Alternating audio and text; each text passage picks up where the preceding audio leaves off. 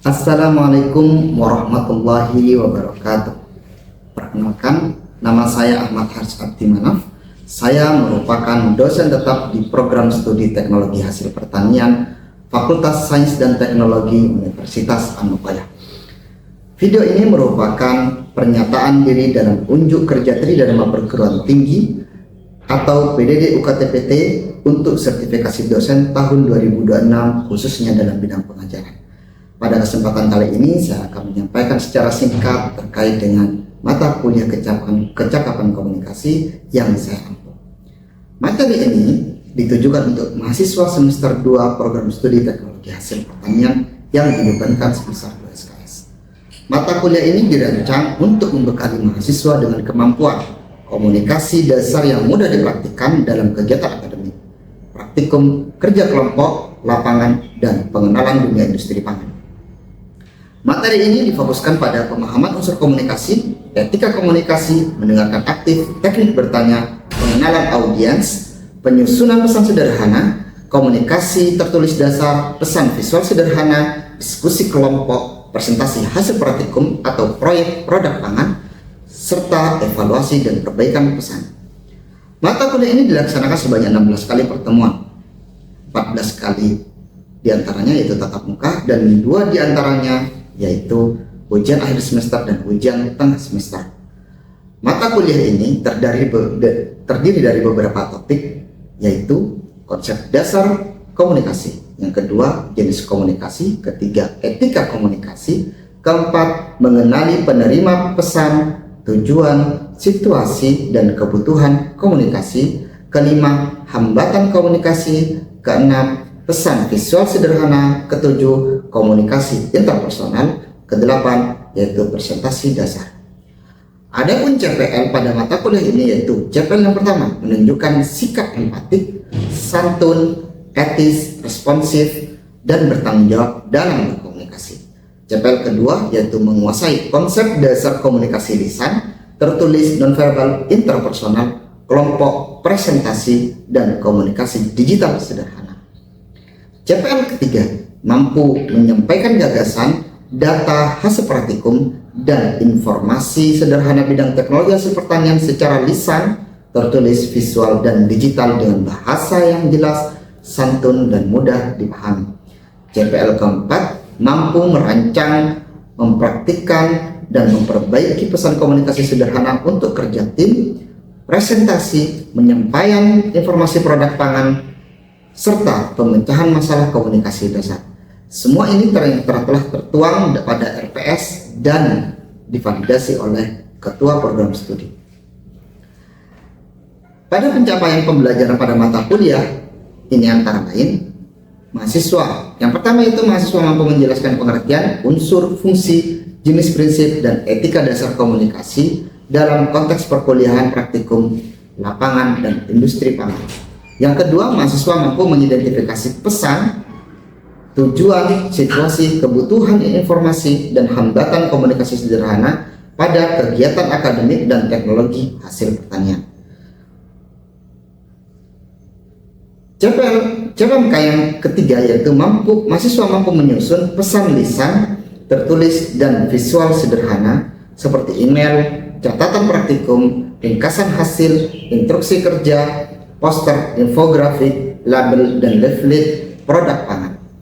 CPMK 4 yaitu mahasiswa mampu mempraktikkan mendengarkan aktif, bertanya, diskusi kelompok, komunikasi, kerja tim, pemberian umpan balik, dan presentasi sederhana secara santun dan percaya diri. Yang kelima, mahasiswa mampu mengevaluasi kejelasan pesan dan praktik komunikasi serta melakukan perbaikan berdasarkan umpan balik dosen dan teman sejawat secara etis dan bertanggung jawab. 3 komponen pada mata kuliah ini yaitu delivery, interaction, dan assessment. Mata kuliah ini dilakukan secara tatap muka untuk mendukung pemahaman mahasiswa dengan menggunakan metode problem based learning, yaitu pembelajaran berbasis masalah, dengan proses pembelajaran meliputi orientasi masalah terhadap masalah, selanjutnya membentuk kelompok diskusi, menganalisis masalah yang dihadirkan, menyampaikan hasil analisis melalui proses presentasi diskusi, dan yang terakhir yaitu mengevaluasi pemecahan masalah. Berikut adalah video proses pembelajaran mata kuliah kecakapan komunikasi dengan pertemuan kedua, yaitu tentang dasar-dasar komunikasi. Mari kita simak video berikut. Baik, Assalamualaikum warahmatullahi wabarakatuh. Waalaikumsalam warahmatullahi wabarakatuh. Bismillahirrahmanirrahim. Rabbi zidni ilma warzuqni fahma rabbi ishrah li sadri wa yassir li amri wahlul 'uqdatam min lisani yafqahu qawli. Amin. Kemarin pertemuan pertama yaitu terkait dengan kita masalah kontrak mata kuliah, ya, di mana mata kuliah akan diberikan juga terkait dengan apa yang akan kita lakukan pada semester, ya. Ya. Dan juga di perkuliahan juga saat menjelaskan terkait dasar-dasar dari komunikasi itu sendiri, ya. Jadi ini adalah kita lanjutkan dari komunikasi, ini dari ilmu komunikasi yang pertama, di mana sebenarnya ada konsep komunikasi, ada komunikasi verbal, ada komunikasi verbal, dan lain-lain, ada komunikasi efektif dan lain-lain. Saya lanjutkan, yaitu pengertian dari komunikasi. Proses penyampaian informasi dari emosi dan mencapai suatu pengertian bersama. Jadi komunikasi itu adalah proses penyampaian informasi. Kalau tidak ada komunikasi, berarti informasi tidak. Iya, karena apa? Karena informasi komunikasi itu untuk menyampaikan Informasi. bukan hanya informasi saja, tapi juga apa? Penyamaan persepsi, penyamaan gagasan. Hal itu juga komunikasi juga terjadi ada pertentangan besar yang terjadi pemahaman bersama.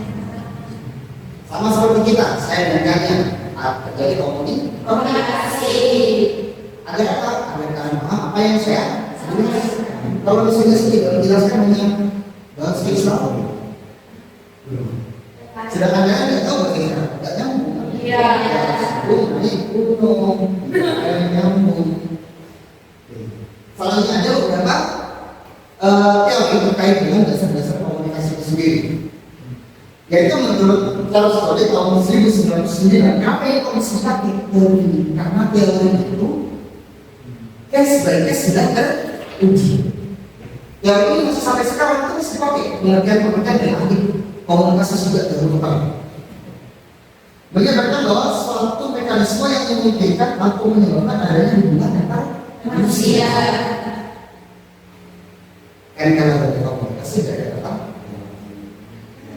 Iya. Di mana menunjukkan suatu komunikasi? Di mana menyatakan kamu suka sama dia atau dia suka sama apa dari komunikasi? Ini yang dimaksudkan Margolis.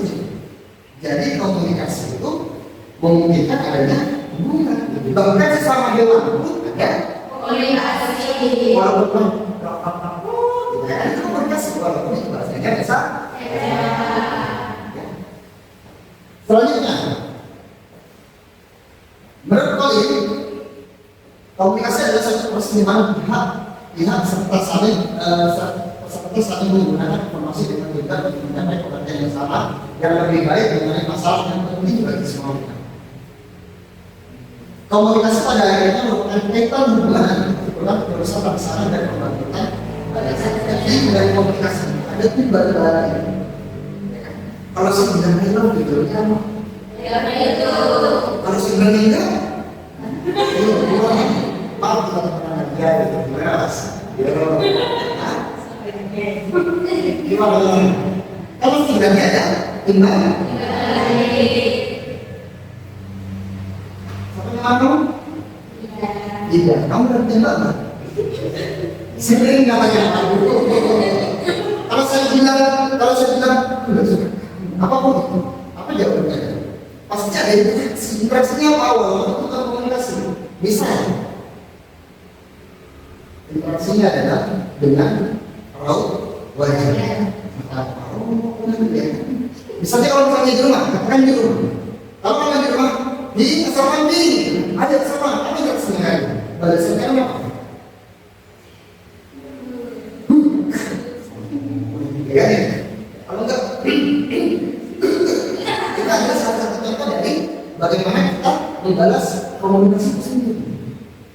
ada yang dengan komunikasi verbal, ada yang dengan komunikasi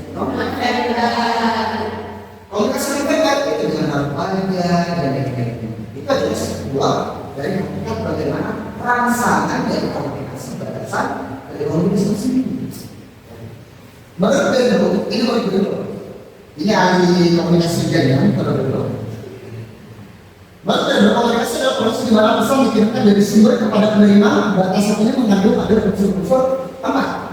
Source, message, kernel, sama receiver. Menurut Bendo, komunikasi itu ada 4 intinya: source, message, kernel, sama receiver. Source itu siapa? Source itu apa? Pemberi, komunikasi. Istilahnya komunikator. Dia melakukan komunikasi yang pertama, komunikator. Baru setelah itu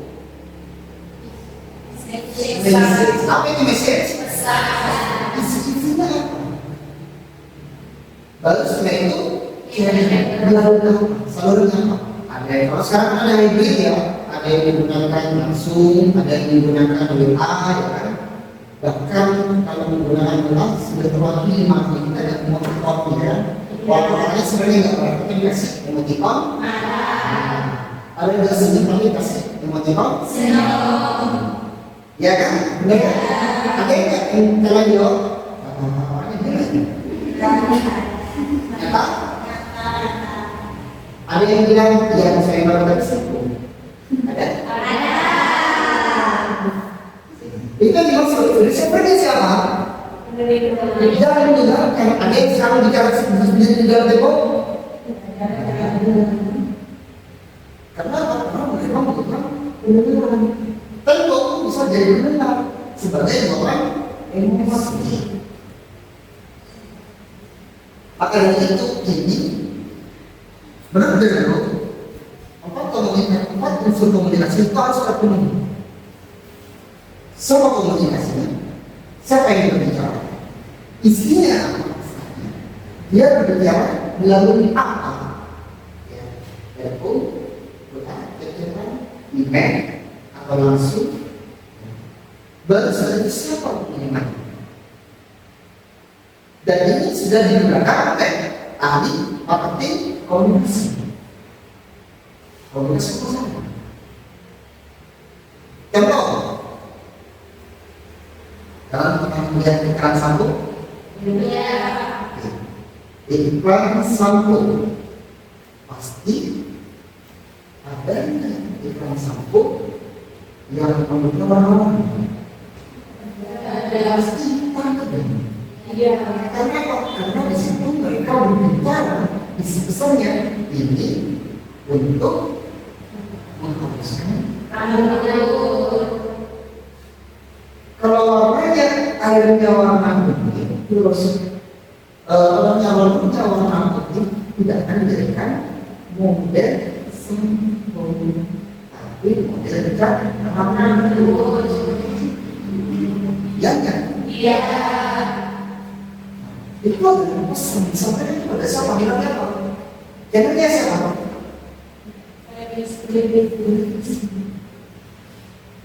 Menggunakan jadi pesan.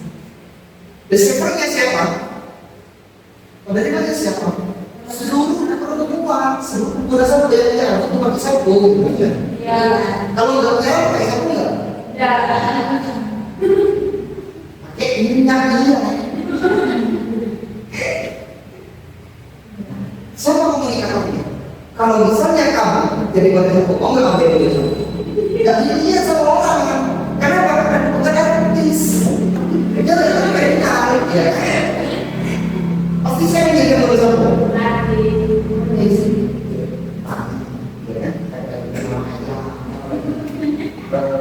Dengan kita ya itu yang kita model sampo.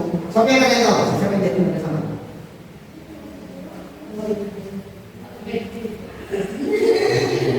Yang jadi model sabun? Nggak mungkin kamu. Kalau tidak kenapa? laju. Bagaimana? Dia bukan laju. Kulitnya kuning ya kan?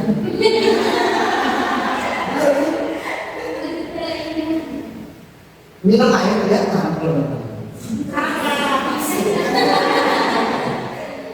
biasanya kenapa?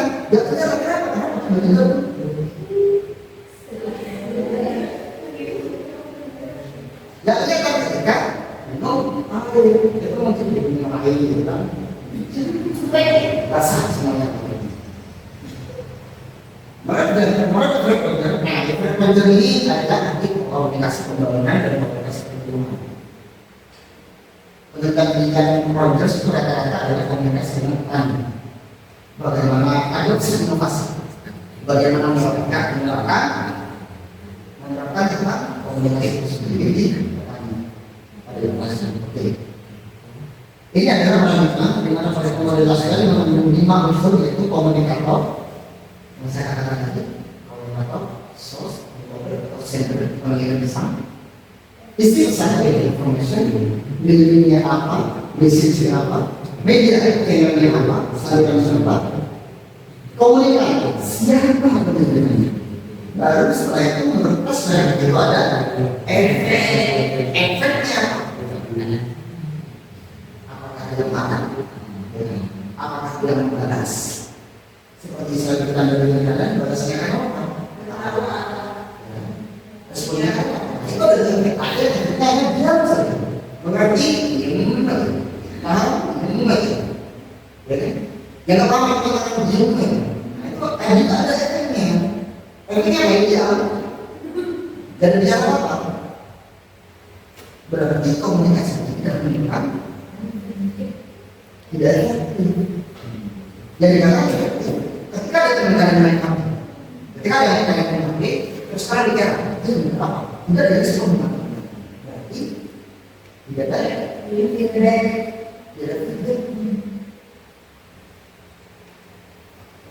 paham ya?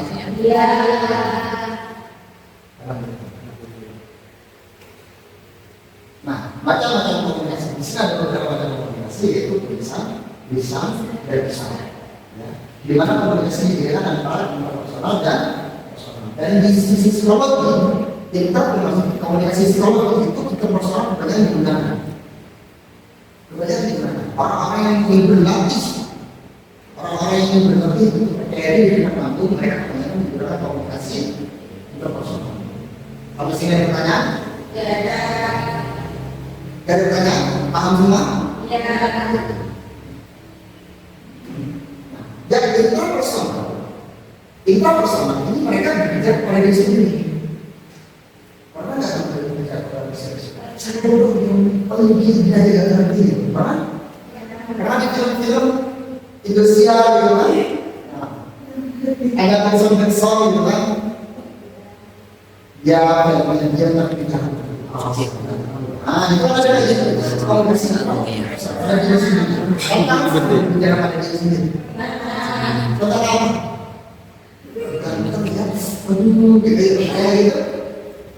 Allah, gitu. Tapi kan banyak kayak berbicara pada diri sendiri. Kalau kita berbicara soal itu berarti tanda-tanda sekitar psikologi. Itu berapa? Pernah kan berbicara pada diri kamu sendiri secara tidak langsung, secara tidak sadar ketika undangan menjadi cocok, nah itu untuk ada terus semua itu dikeluarkan sampai saya akhirnya kesimpulannya apa? Kesimpulannya itu kan? Iya. Kesimpulannya berarti bicara pada diri sendiri. Tujuan komunikasi ada 3. Yang pertama konten Islam itu menyatakan bahwasanya memberikan informasi yang pertama, yang kedua membuka perasaan, yang ketiga hiburan. Kalau dengan informasi sudah jelas ya, seperti saya kan informasi terus membuka perasaan. Komunikasi membuka perasaan. Adakah kalian yang diapain setiap malam kata-kata? Cuma sama ya, membawa apa namanya? Tidak ada diselamatkan bahwa belum mati ya, belum apa? Itu ada sama satu contoh dari hubungan sama persuasi. PDKT itu persuasi. Kan nggak mungkin kan orang pacaran pada PDKT. Contoh kita dari munggah bersaing sudah makan belum, tapi katanya belum, itu aku berada. Aku sih itu ada satu-satu dari contoh munggah bersaing sudah makan belum. Kalau ada kita ada yang teori sama aku kita itu sama contoh dari munggah bersaing. Yang ketiga itu gimana kita maksudnya? Contoh ini. Contoh ini misi. Misinya apa? Misi. Utusin perasaan. Tentang perasaan semuanya satu. Ada satu. Dari Indonesia tentang apa namanya itu yang tentang tulis itu terkait dengan follower itu. Dari Pak Jokowi. Ya, ini menurut saya dalam mesin ya, saya pernah selalu luar saya pakai dari mesin itu menjelaskan bahwasanya tujuan komunikasi adalah memberikan informasi, mempengaruhi, memfasilitasi, terus mengisi waktu senggang hiburan dari selanjutnya adalah karena apa sudah mendapatkan itu kejadian memperbaiki. Hal ini menurut studi yang digunakan pada arus informasi dan juga pada komunikasi penting. Bagaimana sistematika?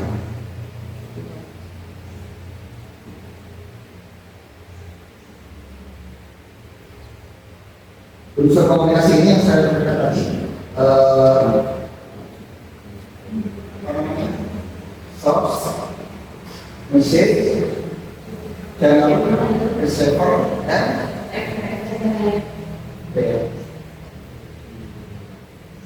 ini adalah proses komunikasi di mana komunikator menyampaikan pesan yang dibawakan dan yang di sana adalah proses penerima komunikasi dan di sini pada kerja atau pesan antara satu dan dua ini bisa menjadi komunikator sipil sendiri hanya jawab pesan di sini dan biasanya di sini juga dan di situ juga ada yang tahu di situ biasanya ada namanya noise gangguan ketika menyampaikan sesuatu ada gedor ada suara itu salah satu dari gangguan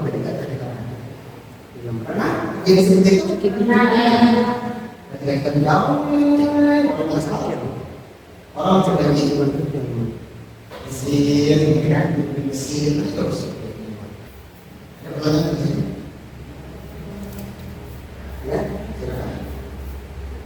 jika seluruh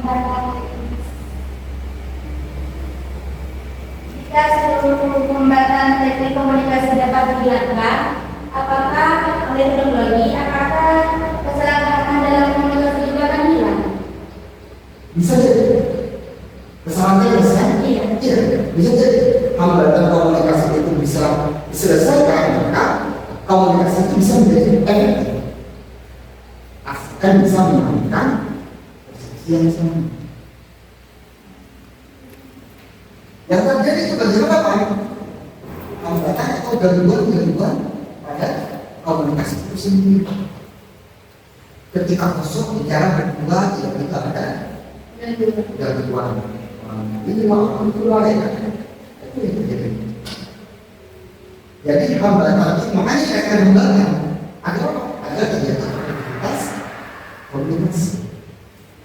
Kenapa kalau dikatakan gangguan pula menjadikan komunikasi itu terus tidak maksimal tidak ada. Ada pertanyaan di sini? Ya ada. Oke. Sekarang saya ingin saya akan melakukan penugasan di mana tugasnya adalah terkait dengan diskusi. Silakan ada saya kasih waktu 5 menit untuk mendiskusikan terkait dengan bapak ini. Oke, silakan bagi dulu.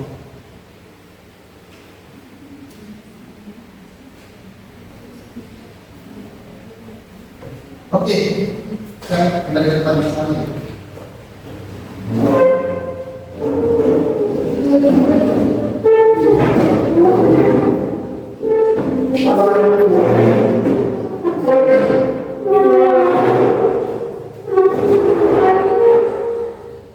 Ya, selesai.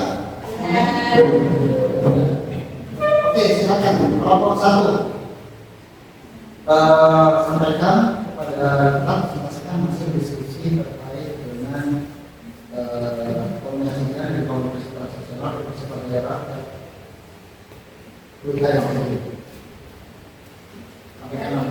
Assalamualaikum warahmatullahi wabarakatuh. Dari sini saya akan menyampaikan hasil diskusi dari kelompok kami mengenai komunikasi linear versus komunikasi transaksional dan relevansinya pada efek chat, WhatsApp ataupun IG. Nah, komunikasi linear ini sendiri adalah proses komunikasi satu arah, di mana pengirim menyampaikan pesan kepada penerima tanpa adanya umpan balik secara langsung. Nah, sementara komunikasi transaksional merupakan komunikasi yang terjadi secara dua arah, di mana pengirim dan penerima pesan itu saling bertukar pesan, memberikan respon, dan bergantian menjadi komunikator maupun komunikan. Nah, referensinya pada era chat, WhatsApp ataupun IG adalah WA itu ya, sebagai pesan itu paling sesuai ataupun paling relevan dengan model komunikasi transaksional. Kenapa? Karena komunikasi itu berlangsung secara dua arah, di mana pengirim dan penerima itu saling bertukar pesan secara aktif dan terjadi umpan balik ataupun feedback secara langsung. Contohnya seperti ini, misalnya saya chat Nabila, nanya, dia nanti masuk kampus jam berapa? Nah, Nabila menjawab ataupun membalas, oh iya nanti kita masuk kampus jam 9 seperti itu. Lalu saya merespon kembali, oh oke, siap seperti itu. Nah, itu merupakan salah satu contoh komunikasi chat WhatsApp yang berlangsung secara dua arah ataupun transaksional seperti itu.